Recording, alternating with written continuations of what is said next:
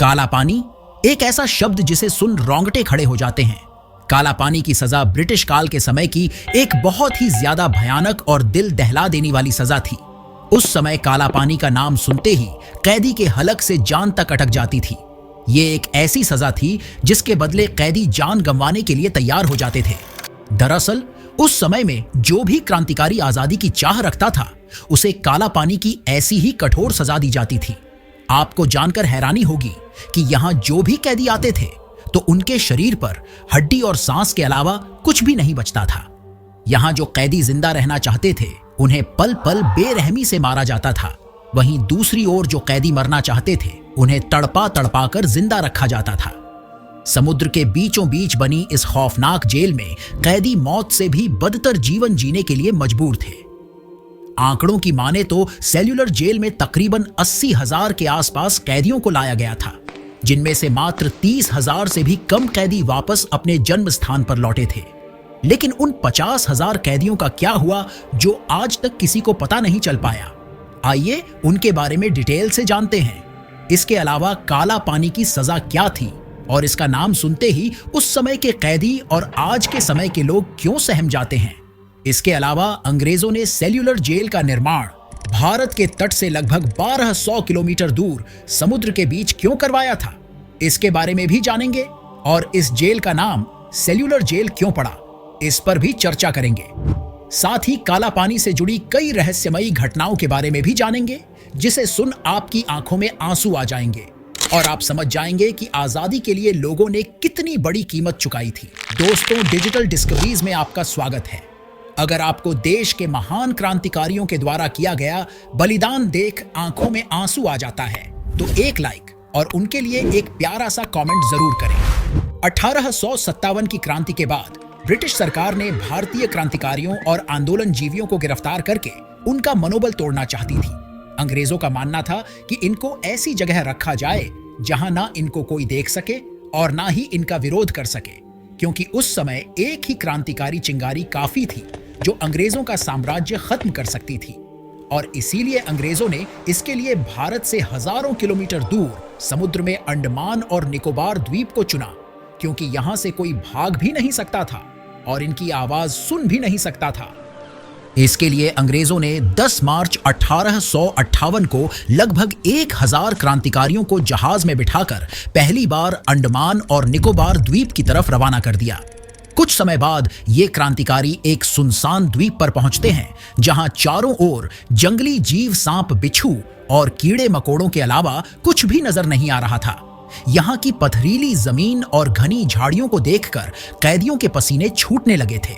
लेकिन इस जेल का निर्माण हो उससे पहले अंग्रेज अफसरों के रहने के लिए इंतजाम करना था, जिसके लिए यहाँ सबसे पहले कैदियों द्वारा जंगलों को काटकर ब्रिटिश अधिकारियों के लिए कमरे बनाए गए।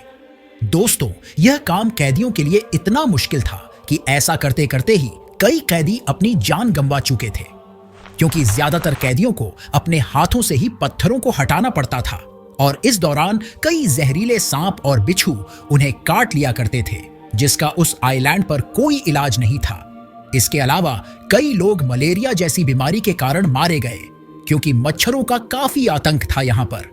इसके अलावा कैदियों के रहने के लिए यहाँ कोई भी व्यवस्था नहीं थी, उन्हें जमीन पर ही रात बितानी पड़ती थी। धीरे धीरे यहाँ कैदियों की संख्या बढ़ने लगी और ऐसा करते करते आ जाता है साल 1860 और यहीं से शुरू होता है खौफनाक सेल्यूलर जेल का निर्माण।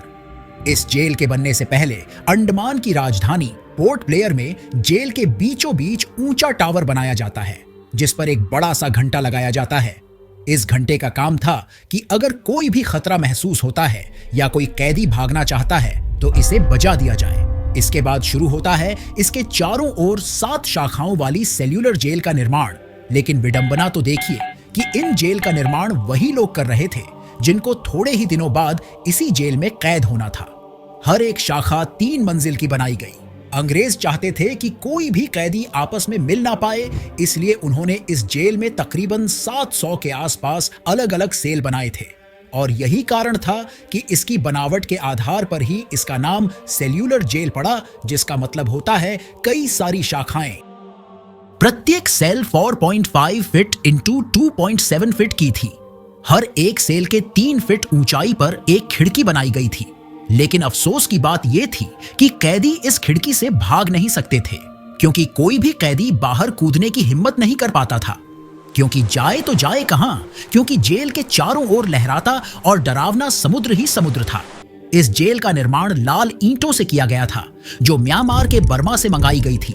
इस जेल का जो मेन गेट था, उस पर बहुत ही खतरनाक हथियार रखे गए थे, जिनको देखकर यहाँ के कैदी थर थर कांपते थे। आपकी जानकारी के लिए बता दूं कि उस जमाने में इस जेल को बनाने में तकरीबन इतिहासकारों के अनुसार 5,17,352 रुपए का खर्चा आया था। उन स्वतंत्रता सेनानियों पर बड़े जुल्म ढाए जाते थे, जो अपनी आवाज कभी ना कभी अंग्रेजों के सामने उठाए थे। उन्हें भयंकर यातनाएं दी जाती थीं, ताकि वे क्रांति तो क्या, जिंदा रहने के लिए तरस जाए। यहाँ हर एक कैदी को रोजाना 12 से 13 किलोग्राम नारियल कोल्हू के बैल की तरह पैरना पड़ता था। अगर कोई कैदी ऐसा नहीं कर पाता तो उसे बुरी तरह कोड़ों से पीटा जाता था। मतलब यहाँ कैदियों को रखकर उनसे जबरन काम कराया जाता था, जिसमें रस्सी बनाना, चक्की चलाना, लगातार नारियल पैरना, सिलवाई करवाना आदि कई काम करवाए जाते थे। यदि कोई कैदी लापरवाही कर देता तो उसको हथकड़ी लगाकर दीवार के सहारे खड़ा कर दिया जाता था और कई दिनों तक उस कैदी को भूखा रखा जाता था। जेल के बीचों बीच बने ऊंचे टावर से प्रत्येक कैदी पर कड़ी नजर रखी जाती थी। फिर भी यदि कोई कैदी जेल के कानून का उल्लंघन करता पाया जाता तो उसे कई दिनों तक ऐसे कपड़े और जंजीरों में बांधा जाता था जो खुरदुरा होता था। इसे पहनने के बाद कैदी का चलना तो दूर, वो हिल भी नहीं पाता था, जिसके चलते उसका शरीर बुरी तरह छिल जाता था। ये यातनाएं इतनी भयानक होती थी कि इससे कैदियों की शारीरिक और मानसिक रूप को पंगु कर दिया जाता था। यहाँ अलग से कैदियों के लिए शौचालय की सुविधा नहीं थी, बल्कि उन्हें अपने ही सेल में जाना पड़ता था। इसके अलावा उन्हें 2 प्लेट दी जाती थी, जिसमें से एक प्लेट का उपयोग कैदी खाना खाने के लिए और दूसरी का उपयोग टॉयलेट के लिए करते थे। सर्दी हो या गर्मी, उन्हें सेल में ही नीचे सोना पड़ता था, जिसके चलते सर्द के मारे कई कैदियों की जान चली जाती थी। जो भी कैदी मर जाता तो उसके शरीर को उसके परिवार वालों को ना देकर उसे पत्थर में बांधकर बाहर समुद्र में फेंक दिया जाता था। हालांकि इन दर्दनाक यातनाओं से तंग आकर कई कैदी किसी तरह भागे भी थे, लेकिन उनको अगले ही पल पकड़कर कठोर दंड दिया गया। साल 1868 के दौरान यहाँ की भयंकर सजा से बचने के लिए करीब 17,000 से भी ज्यादा कैदियों ने यहाँ से फरार होने की कोशिश की योजना बनाई और निकल पड़े। मगर कुछ ही समय में सभी को पकड़ लिया गया। हालांकि वो जानते थे कि अगर उनको पकड़ लिया गया तो अंग्रेज उनके साथ क्या करेंगे, और जब वो पकड़े जाते हैं तो उसमें से कई कैदियों ने समुद्र में ही छलांग लगा दी और अपने जीवन को नष्ट कर दिया। इनमें से 87 कैदियों को अंग्रेज अफसर जेपी वकर ने फांसी की सजा दे दी। लेकिन आपको यह जानकर हैरानी होगी कि इसके बावजूद भी साल 1872 में मेहताब और चेतन नाम के 2 कैदी यहाँ के अधिकारियों को चकमा देकर भागने में सफल रहे।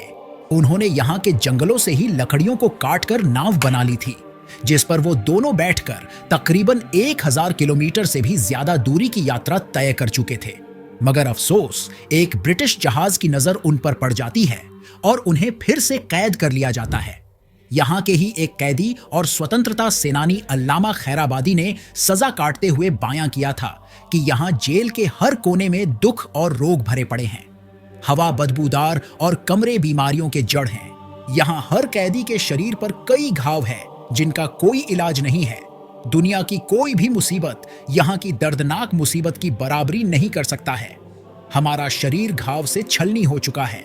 दोस्तों, ऐसा लिखने वाले खैराबादी की भी वहीं जेल में मौत हो जाती है और उन्हें वही दफना दिया जाता है। जेल की इन यातनाओं से तंग आकर कैदी या तो पागल हो जाते थे या फिर आत्महत्या करने पर मजबूर हो जाते थे। ऐसे ही एक कैदी थे इंदु भूषण राय, जो इन यातनाओं से तंग आकर अपने फटे कुर्ते से ही फांसी पर लटक गए थे। कहते हैं कि यहाँ की खराब व्यवस्था को लेकर कुछ कैदियों ने भूख हड़ताल भी की, मगर जल्लाद अंग्रेज उन्हें जबरदस्ती खाना खिलाकर हड़ताल समाप्त करवा देते थे। ऐसे ही 3 कैदियों की जबरदस्ती खाना खिलाने से मौत हो गई थी और फिर अंग्रेजों ने उनके शरीर पर पत्थर बांधकर सबके सामने वहीं डुबो दिया था। लेकिन समय बीतता गया और साल 1945 को कैदियों के तमाम आंदोलन के बाद इस जेल को बंद कर दिया गया। इसके साथ ही यहाँ के कैदियों को भारत के अलग अलग हिस्सों में भेज दिया गया। लेकिन अफसोस, इससे पहले ही तकरीबन 50,000 से अधिक कैदियों ने सेल्यूलर जेल में ही दम तोड़ दिया था। आज भी यह जेल खंडहर के रूप में मौजूद है, जिसकी दीवारों पर कैदियों द्वारा लिखे गए अंग्रेजों के क्रूरता के दास्तान भरे पड़े हैं, जिसे आज हर कोई देख सकता है। और यदि आप यहाँ जाते हैं तो आपके आंखों में पक्का आंसू आ जाएगा, ये मेरी गारंटी है। दोस्तों, आज हम आजाद घूम रहे, अपनी इच्छाओं को व्यक्त कर रहे, यहाँ तक कि सरकार भी अपनी मनमर्जी के बना ले रहे हैं। लेकिन इन सब के पीछे जिन देशभक्तों ने अपनी कुर्बानी दी है, उनको हम कितना याद करते हैं। अगर ये वीडियो पसंद आया हो तो चैनल को सब्सक्राइब जरूर कीजिए। मिलते हैं नए वीडियो में, तब तक के लिए नमस्कार।